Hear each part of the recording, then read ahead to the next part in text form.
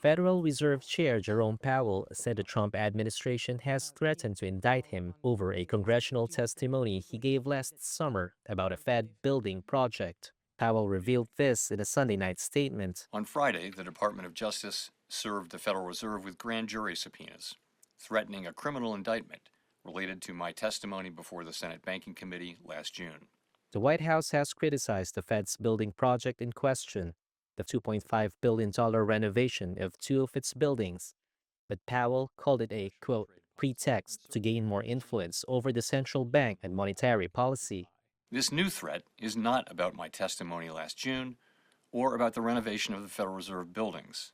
It is not about Congress's oversight role. Those are pretexts.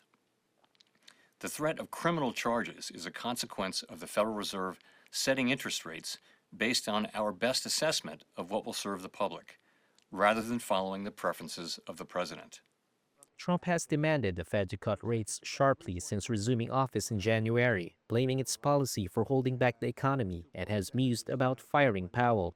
That is, despite the legal protections ostensibly covering the Fed chair from removal. Trump told NBC News Sunday that he had no knowledge of the Justice Department's actions. He added that Powell is, quote, certainly not very good at the Fed and, quote, not very good at building buildings. A Justice Department spokesperson declined to comment on the case, but added that, quote, the Attorney General has instructed her U.S. attorneys to prioritize investigating any abuse of taxpayer dollars. In a statement on X, Republican Senator Tom Tillis, a member of the Senate Banking Committee, said the threatened indictment puts the Department of Justice's independence and credibility in question.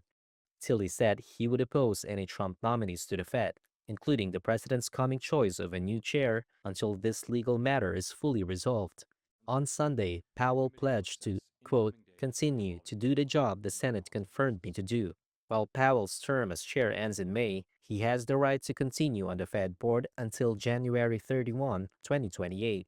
In the immediate reaction on Monday to the deepening feud between the Fed and the Trump administration, the dollar slipped and the S&P 500 futures declined 0.5%.